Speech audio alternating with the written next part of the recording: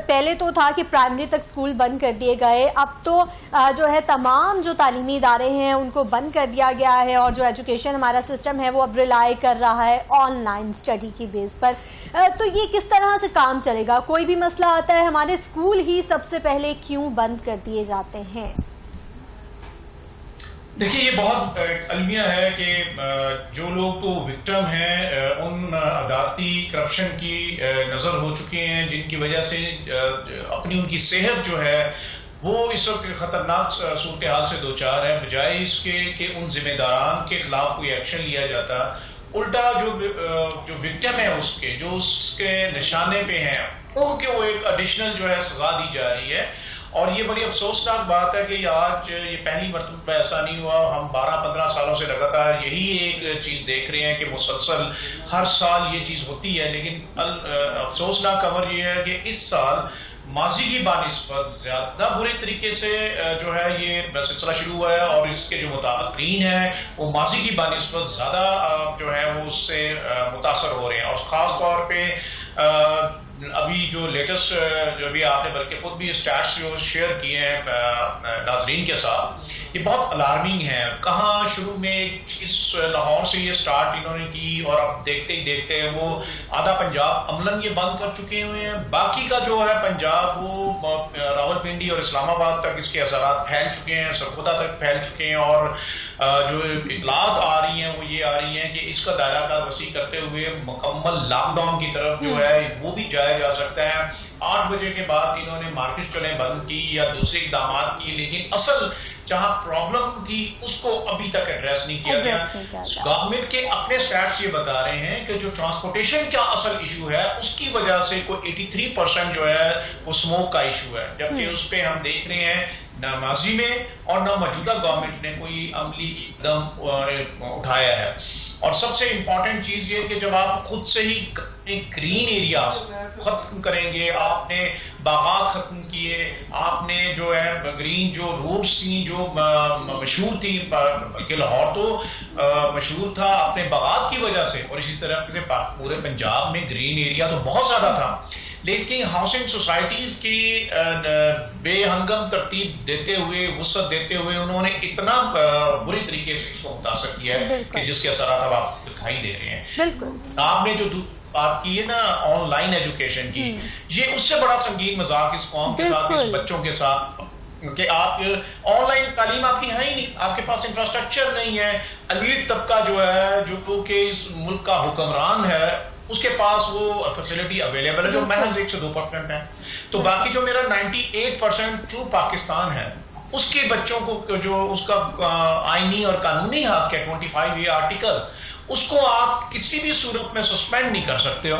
ये तो एक अपनी आईनी जिम्मेदारियों से जो है वो एक बहाना इन्होंने गढ़ा है उदा बरा होने के लिए कि जी हमने ऑनलाइन तालीम का जो है वो कर दिया। आपके पास डिजिटल एजुकेशन है। अच्छा सर, हम अगर ऑनलाइन की तरफ जाते भी हैं, फॉर इंस्टेंस कि हमने ऑनलाइन जो है स्टडी शुरू कर दिया है, अब एक फैमिली जिसके 4 बच्चे हैं, वो स्कूल गोइंग बच्चे हैं और उनके पास जो एक फोन है या लैपटॉप की फैसिलिटी है वो 4 बच्चों के पास तो इक्वली नहीं हो सकती है। या तो वो अपनी मदर का यूज करेंगे या अपने फादर का यूज करेंगे, या एक आध जो बंदे अफोर्ड कर सकते हैं, जो लोग अफोर्ड कर सकते हैं, उनके 1 से 2 बच्चों में जो है उनके पास अवेलेबल होगा फोन।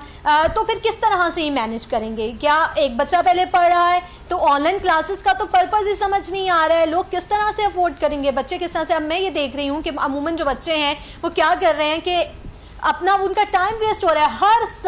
हर साल जो है किसी ना किसी तरीके से हमारे तालीमी इदारों पर जो है वो अटैक हो जाता है। पहले ही हम इतना पीछे हैं और मजीद इस तरह की जो स्ट्रैटेजीज अपनाई जा रही होती है कि हम कुछ भी होता है सबसे पहले ऑब्वियसली हमारे बच्चे हैं, हमारा फ्यूचर है, हमें उसे सिक्योर करना है, उनकी हेल्थ को देखना है, लेकिन कोई उसका प्रॉपर एक वे निकाला जाए। हम इस तरफ बाद में आते हैं जब मामला बिगड़ जाते हैं, उससे पहले हमारे पास कोई जो है सोल्यूशन नहीं होता। हम तब जो है सर जोड़कर बैठते हैं जब पानी सर से ऊपर गुजर चुका होता है। जी बिल्कुल, मैं आपसे एग्री करता हूँ, बिल्कुल ऐसा ही है। देखें, पैंडेमिक के बाद तो हर चीज एक्सपोज होकर रहेगी। पाकिस्तान में इस वक्त एज 16 से नीचे तक के जो बच्चे हैं, स्कूल गोइंग जो एज है उनकी, वो 7.5 करोड़ है, और 2 करोड़ 70 लाख पहले ही आउट ऑफ स्कूल है। लगभग वो 5 करोड़ जो पहले जो तालीमी इदारों के अंदर थे, अब ग्रेजुअली उनको भी तालीमी इदारों से बाहर कर रहे हैं। 2 करोड़ 19 लाख आपके पब्लिक स्कूल, और बाकी जो 2 करोड़ 70 लाख के लगभग जो है वो प्राइवेट स्कूल्स में पढ़ते हैं। अब इसमें जो इसकी बात की गई है, ये 5 करोड़ वो बच्चा था जो कि कहीं ना कहीं उसको पब्लिक या प्राइवेट तालीमी इदारों में तालीम मिल रही थी, अच्छी थी बुरी थी ये एक अलग डिबेट थी, लेकिन बहरहाल क्वालिटी एजुकेशन नहीं भी थी तो उनको कहीं ना कहीं कुछ मिल रहा था। अब हुआ ये कि वो 2% जिसकी हम बात करते हैं, जो एलीट कैप्चर जो कंट्री है, उनकी औलादों को, उनकी नस्लों को हर फैसिलिटी हर मौके पे मिली। 98% मैं वही बात कर रहा हूँ, ना तो आपके पास कोई ऑनलाइन एजुकेशन का इंफ्रास्ट्रक्चर है। पूरे पाकिस्तान में जो नेट फैसिलिटी अवेलेबल है वो 14% लोगों के पास है। पाकिस्तान का अलमिया ये है कि आते आते जो नेट है वो भी हमारे सामने ही है कि आए दिन जो है हमारा किसी न किसी वजूहात की बिना पर नेट भी बंद हुआ होता है, उसके भी सिग्नल इतने वीक होते हैं। ये बिल्कुल आपकी बात सही है। जो इन्होंने फायर वॉल के हवाले से जो तजर्बात कर रहे हैं, उसने रही सही जो हमारी एक कनेक्टिविटी का इश्यू था उसका भी बहुत बुरी तरह से डैमेज किया। लेकिन एक सवाल और है, अभी तो ये जो हमने लैपटॉप और नेट की बात कर रही है, तो उस तबके की बात है ना जो मिडिल क्लास या अपर मिडिल क्लास में आता है। 48% पाकिस्तान की जो आबादी है वो गुर्बत की लाइन से नीचे जा चुकी है। लोअर मिडिल क्लास का क्या बनेगा?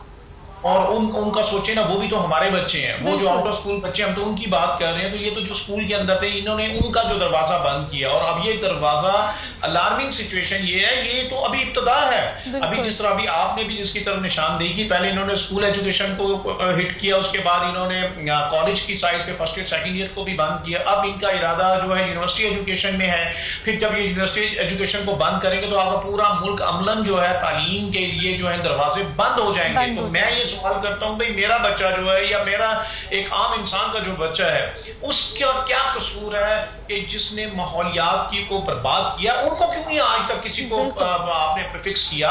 उनकी अकाउंटेबिलिटी क्यों नहीं हुई? आपने 12-15 साल अपनी अयाशियों में ये क्यों सर्व किए और आपने उस मुल्क का क्यों नहीं सोचा? वो बजट कहां है जो कि एनवायरमेंट प्रोटेक्शन के लिए आपने रखा? पूरी दुनिया में इस वक्त एनवायरमेंट प्रोटेक्शन एक सबसे इंपॉर्टेंट इश्यूज में से है। आपके पास सांस लेने की फजा नहीं है, आपके पास पानी आपका आलूदा है, आप बेशुमार बीमारियों का ताल्लुक जो है वो आलूदगी से है। तो हम दूसरी तरफ ये देखते हैं, ये हाल इन्होंने रखा हुआ है, भाई जो निशाने पे बेचारे अवाम जो है, जो या तालीम है, उनके दरवाजे बंद करो। और आपने ट्रांसपोर्ट को क्या बंद किए? आपका खुद का स्टैट्स बता रहा है 83% जो है आलूदगी, वो आपकी जो फॉसिल फ्यूल से चलने वाली जो ट्रांसपोर्ट है, या आपकी जो फॉसिल फ्यूल से चलने वाली जो आपकी इलेक्ट्रिसिटी एनर्जी के रिसोर्सेज हैं वो है, उनको तो आप बंद नहीं कर रहे। दुनिया पूरी जो है उसने इनसे लेसन लर्न किए हैं। आप लंदन, न्यूयॉर्क, टोक्यो, बीजिंग और पेरिस की मिसालें आपके सामने हैं।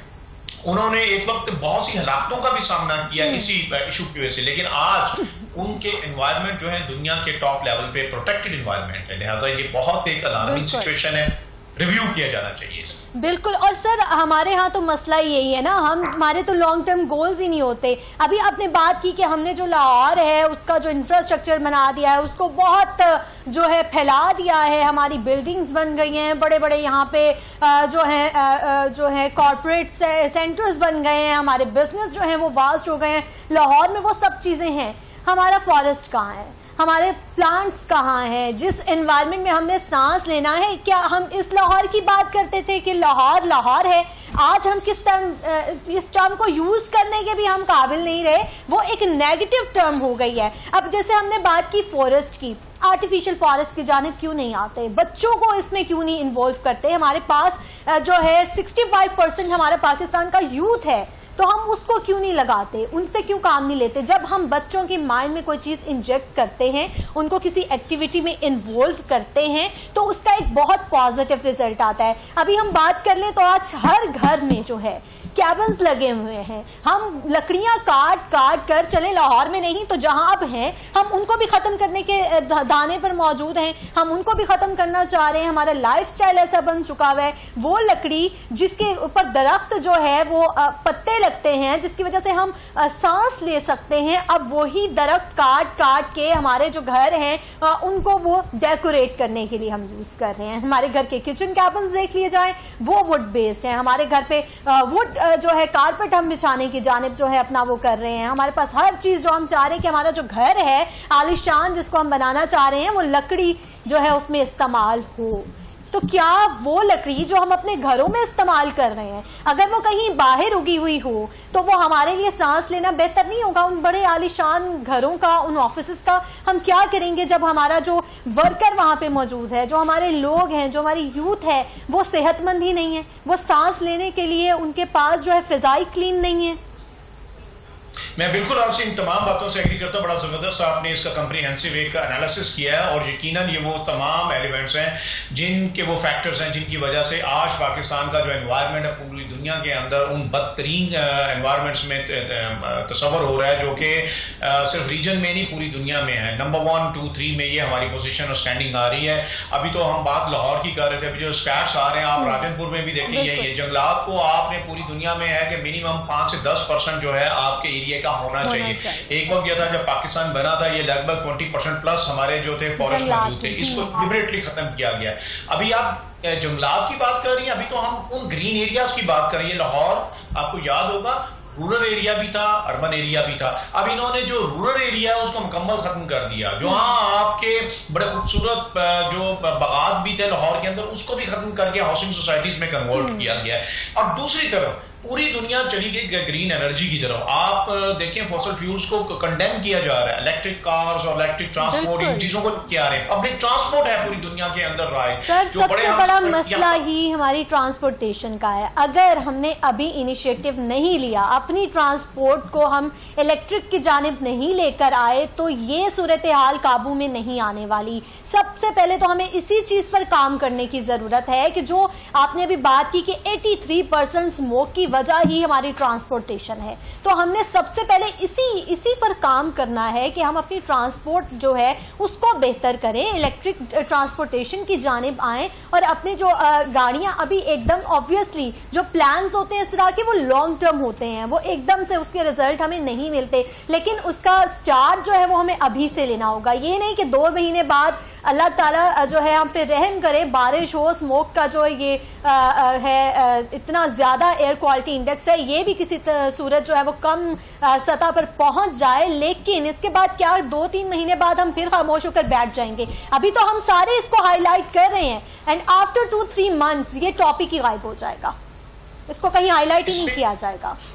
इसमें एक बड़ी अलार्मिंग चीज ये है कि अभी रिसेंटली ये यूनिसेफ ने एक रिपोर्ट जारी की है जिसके मुताबिक पंजाब का अंडर 5 ईयर जो बच्चा है 1 करोड़ 10 लाख बच्चा है वो जो इंतहाई खतरनाक सिचुएशन में वुल्नरेबल है, क्योंकि वो जो स्मोक की सिचुएशन है वो उन बच्चों के लिए उनके अंदर जो आपका इम्यूनिटी सिस्टम है वो भी इतना डेवलप नहीं कि उनको वो बियर कर पाए। एक तो ये बड़ी खतरनाक बात है। दूसरी खतरनाक बात ये है कि जब इसका जो एरिया और वसअत इख्तियार करेगा, अगर ये इस्लामाबाद और रावलपिंडी तक पहुंच चुका है तो इससे आगे भी ये ट्रैवल करेगा। नतीजा ये होगा कि हमारे लिए कि छोटे बड़े तो क्या छोटे शहरों में भी जो हालात जो है जो जिंदा रहने के वो दूर होते चले जाएंगे।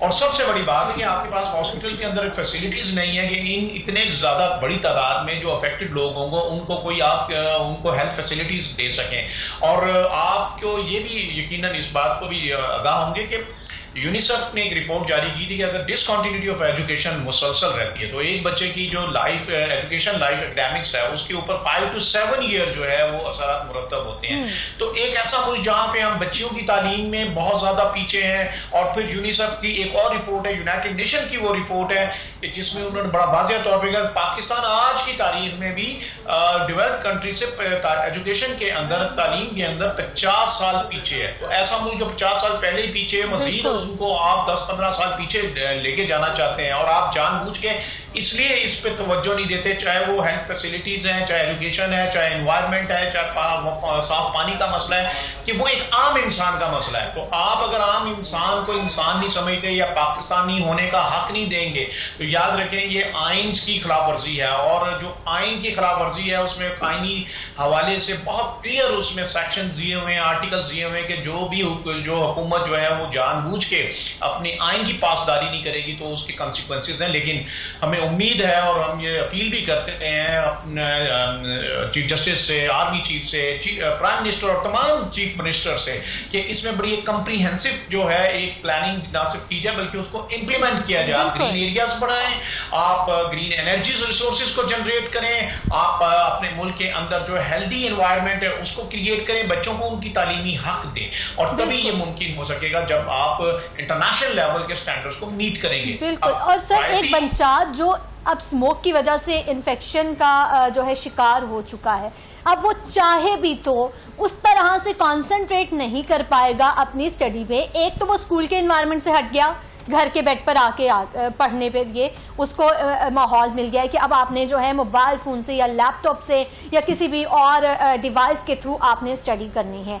और वो जनवरी तक स्टैंड होगी छुट्टियां, आप ये सोचें कि जनवरी तक वो घर बैठेगा तो क्या सूरत हाल होगी। बिल्कुल। और फिर बच्चों का जो माइंड है, उनकी जो रूटीन है वो इतनी ज्यादा डिस्टर्ब हो जाती है कि बच्चों को तो हम बहलाकर एक प्रॉपर रूटीन के बनाई जाती है उनकी स्पेसिफिकली कि वो बच्चा जो है उसको पता हो कि मैंने अर्ली मॉर्निंग उठना है, मैंने अब ये होम स्कूल जाना है, लर्न करना है, घर आना है, रेस्ट करना है, मैंने ट्यूशन जाना है या घर में पढ़ना है। अब वो बच्चा जो तमाम दिन जो है वो घर पे मौजूद है, हम सांस ले नहीं सकते, बाहर हम जा नहीं सकते हैं, एक्सरसाइज हम नहीं कर सकते हैं, वो बच्चा एक तो उसकी फिजिकल हेल्थ डिस्ट्रॉय हो रही है स्मोक के बायस, फिर उसकी मेंटल हेल्थ। और फिर हम ये देखते हैं कि बच्चों के हाथ में जब डिवाइसेस आ जाते हैं तो स्टडी के बजाय उनका माइंड जो है वो सोशल मीडिया की जानिब ज्यादा राग़िब हो जाता है। अगर वालिदैन दिन रात भी उन पर तवज्जो दें फिर भी जो बच्चे हैं कहीं ना कहीं जो है उनका माइंड डाइवर्ट हो जाता है, एजुकेशन से हटकर उनको ये हो जाता है कि हम गेमिंग जो है उसकी जानिब चल जाएं या हम कार्टून्स जो हैं उनको देख लें। तो सारा दिन जो है बच्चे उसमें लगे रहते हैं, तो पढ़ेंगे कब?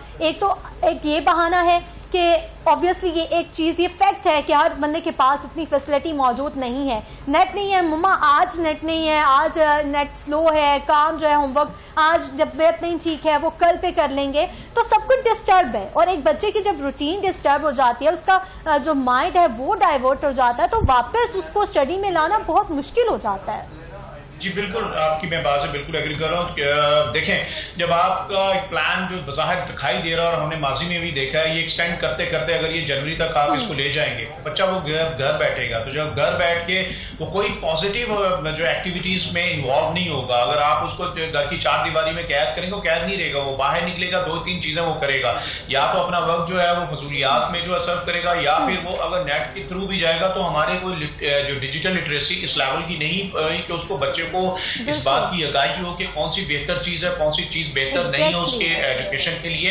तो नतीजा ये निकलेगा कि वो नेगेटिव साइड्स या नेगेटिव चीजों की तरफ उसका रुझान ज्यादा होगा। आर्टिफिशियल इंटेलिजेंस का जमाना है, बच्चा किसी चीज की तरफ भी अगर वो जाना चाहे तो उसके लिए आसानियां बहुत ज्यादा होंगी। नतीजा ये होगा कि जब वो नेगेटिव साइड की तरफ जाएगा तो एक तो उसके अंदर क्रिमिनलिटी का जो एलिमेंट है वो बढ़ेगा और क्राइम रेट में इजाफा होगा। दूसरा, अगर वो एक वीक घर से है या ऐसी फैमिली से कि वो अफोर्ड नहीं कर सकता तो वो चाइल्ड लेबर का शिकार होगा। उसके पेरेंट्स चाहेंगे इस बच्चे ने तो घर रहना है, इसे किसी काम पे लगाओ, तो हम at the same time crime rate में भी इजाफा करेंगे और चाइल्ड लेबर में अंदर इजाफा होगा। बिल्कुल ऐसा ही है। और सर हम ये देख रहे हैं कि हमारी यूथ तो है आजकल माशाल्लाह नेटफ्लिक्स की जानिब बहुत ज्यादा राग़िब हो चुकी है। अब 9-10 जो उससे छोटे बच्चे भी प्रॉपर सीरीज देख रहे होते हैं, इंजॉय कर रहे होते हैं, तो अब तो बच्चों को मौका मिल गया, अब तो ऑल डे फ्री है। वो नाइट में भी उन्होंने कहना है कि चलो सुबह आप देर से उठेंगे, क्लास जो है स्किप होती है होने दो, उस पर कौन सी इतनी ज्यादा जो है वो पकड़ होने वाली है, जब टाइम होगा होमवर्क कर लूंगा। वो थोड़ा बहुत होमवर्क करेंगे, जोर जो है उन पे दिया जाए या पेरेंट्स उनको फोर्स करें तो वो कर लेंगे। कुछ बच्चे अच्छे होते हैं वो करते हैं, कुछ बच्चे वीक होते हैं, पहले ही नहीं उनका माइंड होता स्टडी में, वो तो फिर बिल्कुल बस सीरीज की जानिब रहेंगे। और ये जो 2 महीने की छुट्टियां होंगी अल्लाह ना करे तो फिर उनमें तो उन्होंने सिर्फ नेटफ्लिक्स ही इंजॉय करना है, सीरीज इंजॉय करनी है, और जो थोड़ा बहुत उनको इल्म आया है तालीम हासिल करके वो भी उनका उठ जाना है। मैं बिल्कुल आपसे एग्री कर रहा हूं। देखिए, ये तो वो बात है कि जब तक आप तालीम और तरबियत को दोनों को नहीं जोड़ेंगे, और तरबियत हमेशा मिलती है आपको अदब फैमिली के अंदर से या तालीमी इदारों से।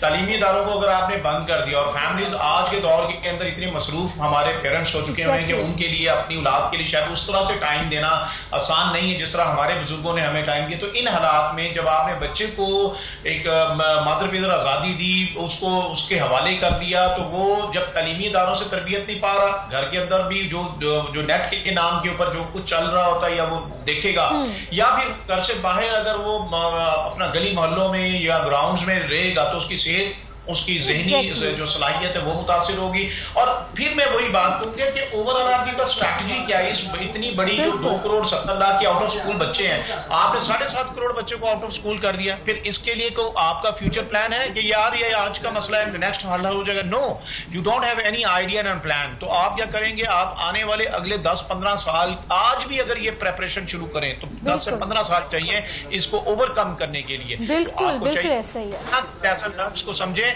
सक्सेस स्टोरीज को देखें और उसको इंप्लीमेंट करें, ताकि इस मुल्क के बच्चों और सर हमें बिल्कुल हम सबको मिलकर इस पर काम करना है। सिर्फ ये एक इदारे का या सिर्फ गवर्नमेंट का काम नहीं है, तमाम सेक्टर्स को मिलकर अपना अपना रोल प्ले करना होगा।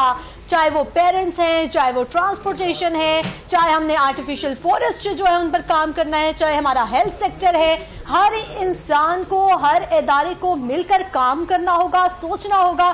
फिर जाकर हम इस जो नहुसत है उससे अपने आप को, अपनी नस्लों को बचा सकते हैं। बहुत शुक्रिया सर आपकी कीमती वक्त का। काशिफ मिर्जा साहब हमारे साथ मौजूद थे।